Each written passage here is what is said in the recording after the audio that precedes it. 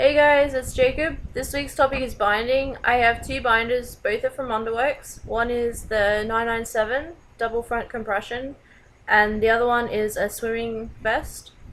And I also have an Under Armour compression shirt, which I'll show you. I'll start with the Underworks 997. So basically, it just looks like a tank top. I've got the wrong way around, hang on. It's just a tank top, full length, and it can be tucked into your pants. It does roll up a little bit. I'm not sure if that's because just I'm a bigger guy in the tummy, but I don't know, like for skinnier sort of guys, it might not roll up. I don't know. I tuck it into my pants and it still rolls up.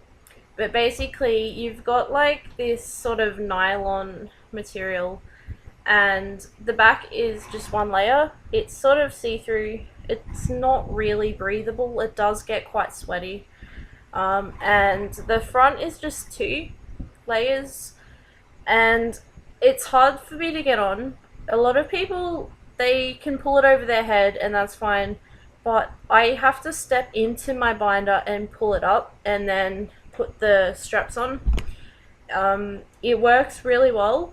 Obviously, you're not going to be completely flat with a binder on, but at the same time, a lot of cis guys are not perfectly flat, so it's not that big an issue. Plus, if you're wearing a baggy sort of shirt, it's not really going to matter.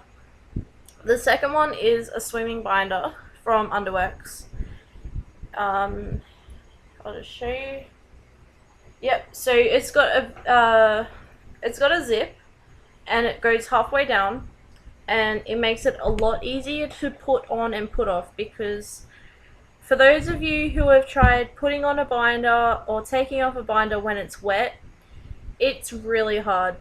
And this one, it's got sort of like, it's got the binding material underneath, and on top it's got like it's kind of like a wetsuit top. And the reason that they make these is chlorine from swimming pools and salt water can eat away at your regular binders. So this one's supposed to not eat away as much, and you can get blue and black, or you can get plain black. And I find it works just as effective as my 997. Only thing annoying about it is the bit here where the top of the zip rests.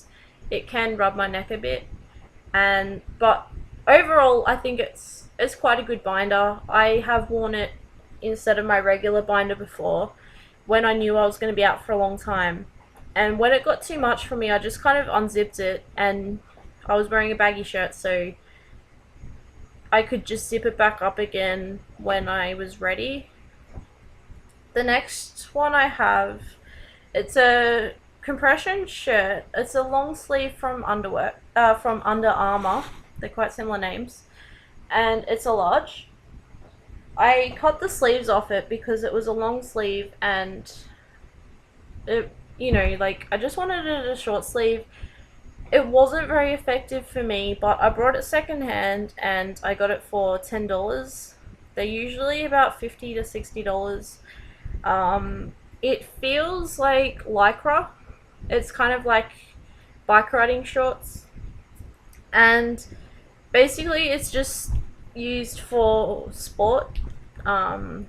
So women's chests aren't like all over the place while they're running, as you probably have experienced. It's not a good feeling, especially if you're trying to hide that area. It wasn't very effective, but for smaller chests like A cups and B cups, it may work a lot more. What I did was I would put it on and I'd wear a baggy shirt, and I zipped a hooded jumper about halfway, and that kind of, it didn't really hide my chest, but it made it look more flat. And I had nothing like to bind with, so it did the job for a couple of weeks until my binder came. As I said, it's not very bindable. It doesn't work very well, and also it rolls up really bad, like from the bottom. It was always sitting up just under my chest. It was really annoying. I wore it until I got my binder and I haven't touched it since. It's not really the best thing. Don't use ace bandages. They're very cheap, and a lot of people think that they work quite well, but they're very damaging for you. They can. What they do is they're designed to compress more and more. So if you can imagine that around your chest as you're breathing or exercising, even just sitting down and relaxing while you're still breathing, obviously, it will compress more and more. And eventually that can break your ribs, and obviously you can puncture a lung or something. It's not good.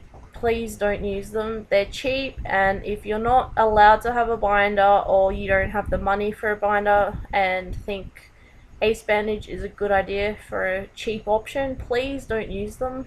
Please. If anything, get a compression shirt, layer it with a sports bra or something until you can get a binder. There's programs, if you Google online free binder programs, there's a few out there.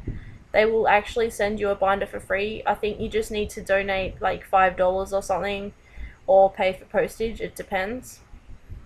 I think that it's a great idea, and when I buy new binders, I will be donating my old binders to programs like that because I think it's a great idea. So yeah, that's all I have to really say on binding. And also don't bind for more than 9 hours a day. Do not exercise in them, and definitely do not sleep in them. It's really bad for you. Even like if I bind for 7+ hours in a day, I start to hurt. So please bind safely. Don't buy a tighter binder than you're supposed to because you think the smaller the binder, the flatter your chest will be. That's not true. It's not going to do any different, and it's just going to put you in a lot of pain and probably risk of damaging yourself. And yeah, that's probably all I have to say. So I will see you all next week.